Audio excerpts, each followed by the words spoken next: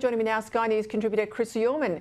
Chris, interestingly today, Victorian Energy Minister Lily D'Ambrosio forced to admit the full cost of the government's renewable energy plan is unknown. She doesn't know what it is, but she's rejected anyone saying it's as much as $20 billion rather than the $4.3 billion she's budgeted for.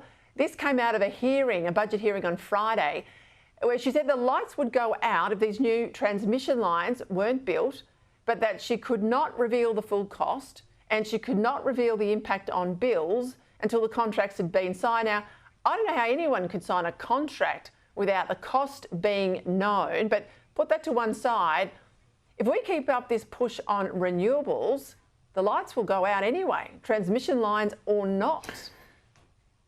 Well, we've seen it around the world, Peter. Everywhere you put in large-scale deployment of wind and solar, two things happen. The grid becomes more fragile and electricity prices soar. And I see Lily D'Ambrosio saying that it's not going to be $20 billion, but can't say how much it's going to be. And of course, those transmission lines that she's left out of the equation probably come to around about $16 billion. So what do we know about that? We know that 9% of your electricity bill is the transmission costs. Once those are decided and set in stone by the regulator, then they get a regulated rate of return. That's 9% of your electricity bill. They can only go up. That is the only direction in which they are heading. And it's interesting now that the federal Labor Party has stopped saying that people's electricity bills will go down.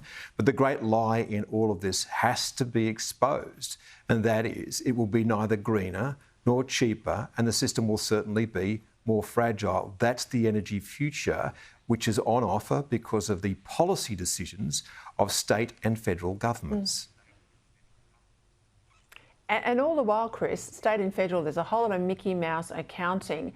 The Victorian Treasurer has revealed the government will save, this is, as I say, Mickey Mouse accounting, $3.3 billion because they're going to use AI and automation to free up the time of public servants, get them off the repetitive sort of tasks. Now, forget all the other things in a modern economy that we need good and reliable energy for, but it feels like no one in Parliament anywhere, state or federal, really understands this worldwide race on AI. It's underway, and unless we have here in this country huge new sources of energy, we're not even at the starting line.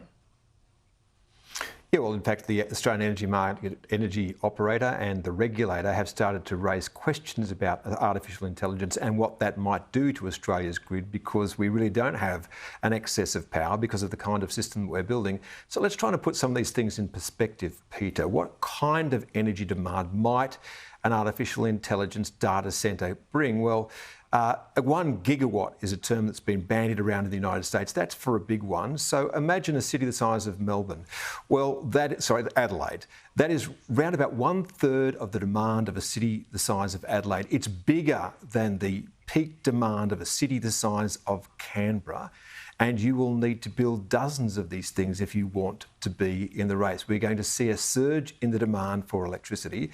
And what kind of electricity? Well, it has to be dispatchable because these things will demand that level of energy 24/7. That will not be running on wind and solar. So in the United States, what's happening? They are building these data centres right alongside the gas fields in the Permian Basin, and they'll export the data from there. So what is Australia's plan for doing anything like that? And as usual, we apparently don't have a plan.